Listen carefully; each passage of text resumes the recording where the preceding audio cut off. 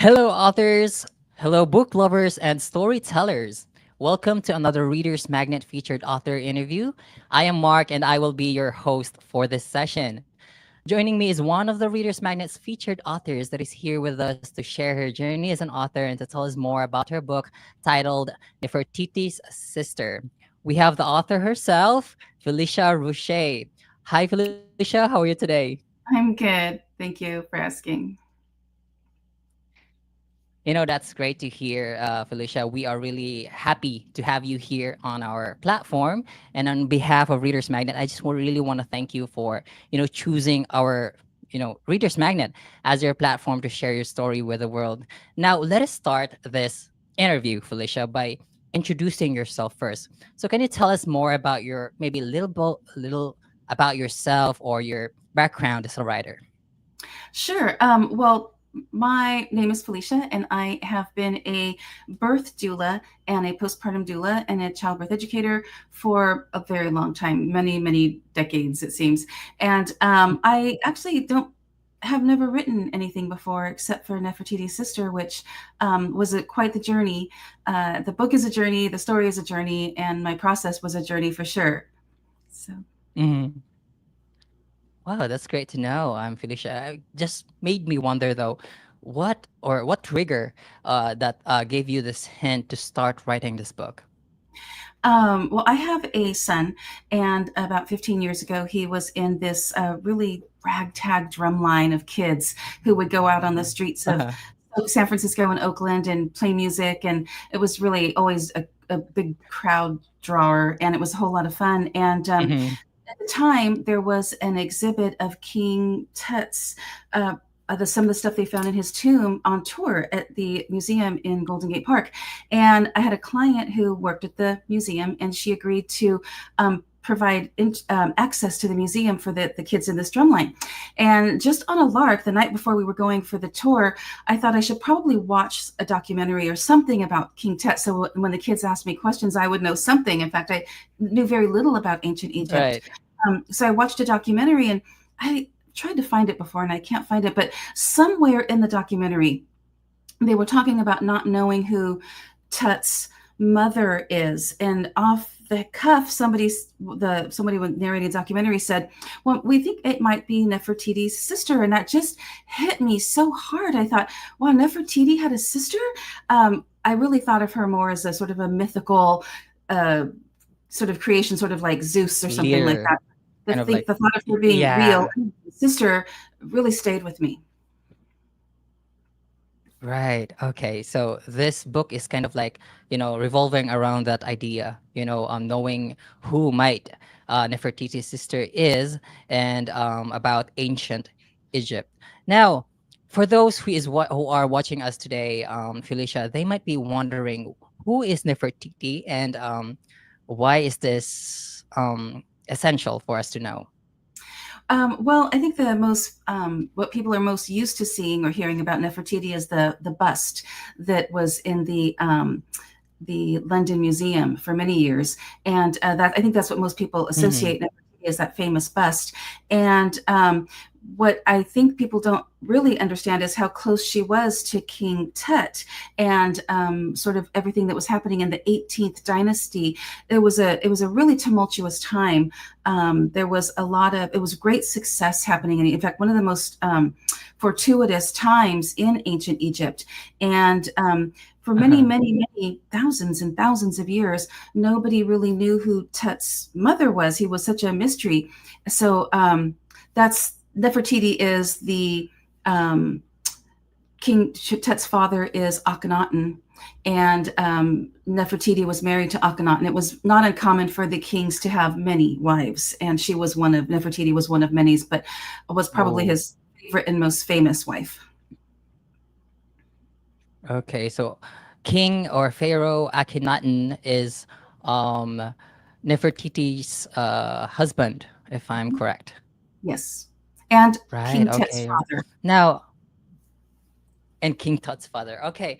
Now, tell me, Felicia, what is this book all about? I mean, I know you told us that this is about Nefertiti's, but what exactly is the message that we can get from this book?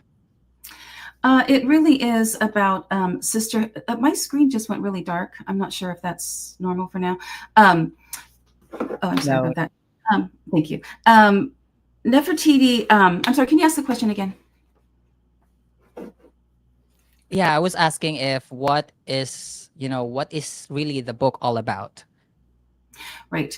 The book is about a sisterhood of women in the 18th dynasty in Egypt. It was as I mentioned, it was Hmm. one of the most prolific, richest times in Egypt's really rich history.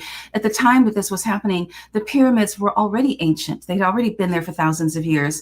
And so the book is about Nefertiti's sisters' journey and this sisterhood of women, these royal women who are trying to keep each other safe and together in what would be, a tumultuous time for what was happening in the kingdom Right. at the time. Nefertiti and her husband Akhenaten were trying to change the religion of Egypt.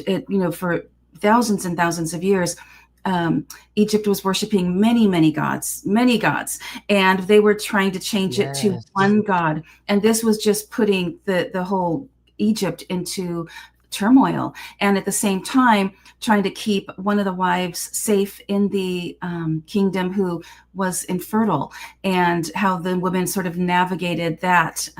The Egyptians worshipped something called Ma'at, which is peace and happiness. And it was very necessary and important for them to have Ma'at in the kingdom. And so one of the queens being infertile would be considered bad luck for the kingdom. And unfortunately, Oh, one of the favorite wives was infertile. And so how the other wives came together, Nefertiti's sister, everyone came together to keep her safe and in the kingdom. And the book is actually steeped in birth. You're in the room when Nefertiti is born, and you're in the room when hmm. King Tut is born. So those are really fun parts of the book as well. Oh wow. I do want to ask Felicia, are you using kind of like a reference or maybe a research reference to write this one, or are you just making let's say a fictional story out of the real characters that is involved in the Egypt? That's it. It's historical fiction, so I am making up the stories, but I followed as close to the lines as I could. I tried to keep Uh-huh. everything historically accurate. In fact, what's interesting is Hmm. I started writing this book about 14 years ago, and as I mentioned, for thousands and thousands of years, they did not know who Tut's mother was. So I started writing this novel, Uh-huh. and in my mind, I had worked out this whole kind of loose scenario of who his mother was. And Hmm. 3 months into writing my novel, they were able to do DNA tests on Tut, and they figured out who his mother was. And so I had to start my novel all over again to correspond with what they had discovered again, even though thousands of years it had been a question mark. And so I thought that was Right. kind of Right, because we all know that Egypt is actually maybe one of the most, let's say, mysterious type of let's say history, because not all there are actually lots of mysteries what I call this um especially the pyramids, how they built that one. And just merely thinking about that is really mysterious enough for us to be curious about Egypt. And I just really love how you've come up or came up with this type of story for us to basically know some of the historical fiction or happenings before about Egypt, revolving around Nefertiti's sister and the people involved. And I just really love that for you, Felicia. Now, my next question would be, when you were creating the characters, I believe that these are based on real characters. Are you just um, drawing inspiration from real people, or are they entirely fictional? I mean, what I'm trying to say is that if the people involved are really who they are, or are you trying to like make a twist or making them different in this novel? It's a combination of both. There were characters that I had to evolve to bring the story together, but I did try to keep as historically accurate as Hmm. possible. For instance, one of the things that we know about Tut, which is still very much Right. a mystery, was how young he was and how sort of fractured his body was when they discovered it. And they know that he had some sort of illness. So I had to build this into some of the back characters. I had to build this into his family history that in my story, they don't diagnose it as this, but in my story, they have rheumatoid arthritis, and his father had it, and his mother had it, and so Right. that is why his body was so injured. So those sort of things I had to kind of make up to fit where I was going with that. But Mm. the story is very much based on Right. those real characters. Amazing. I love that. I love that, Felicia. Now, next question will be in the characters involved in this story, Nefertiti's sister, Felicia, which character uh, from your book do you resonate with most and why? Um, there's a little bit of me in every female character in that novel.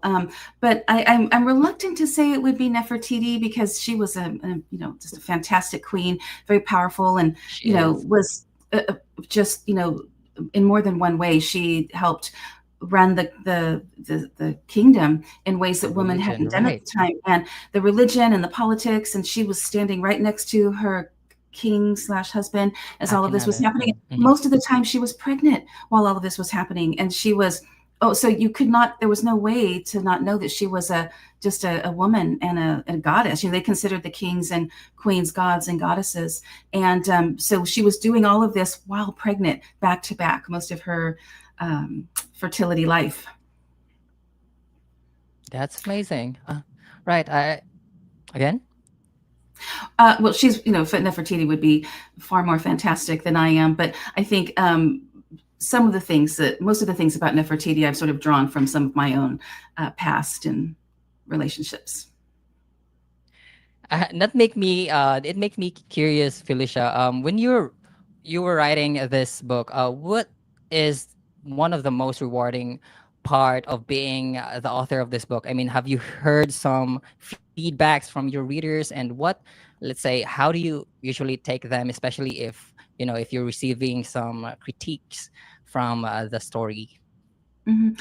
I haven't heard so much critique about the story because it's really a fantastic story, and there's all kinds, like, it's just steeped in birth and sex and intrigue and mystery. And Right. um, but when I first published the novel, and I self-published the novel on Amazon. And I am not a writer. Hmm. I don't identify as a writer at all. This was just a story that had to be told that came through me, and so I didn't have a writing culture. I didn't really have any writing, skills. And so after I wrote the novel, I sent it to an editor, and unfortunately, the editor. I paid a lot of money to have someone edit the novel, and it wasn't edited. And so when I first published the novel, it needed to have some editing, and so that was the critique that came through at first, was that it needed editing. And so have been able to edit and edit and edit, and the version that is there right now is the cleanest, best version of it. So that the critiques mostly were about the editing. Right. Wow. As a someone that as an author of a first book, I really do love the book cover of this Mhm. book. Alicia, who is the brain behind this book cover? That's me. I designed it myself completely. Of course, I had somebody put it together for me, but I designed the cover Uh-huh. completely.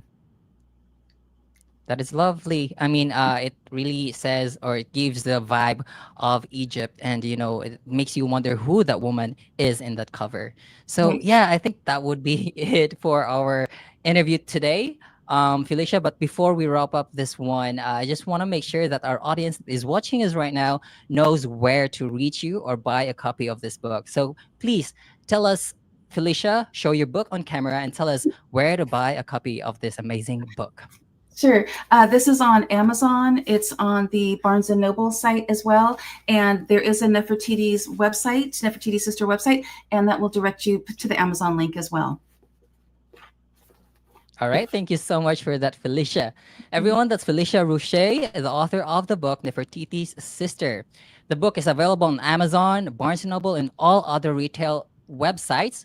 She also has a website that's www.nefertitisister.com. Again, that's www.nefertitisister.com. You may buy a copy of the book and that website.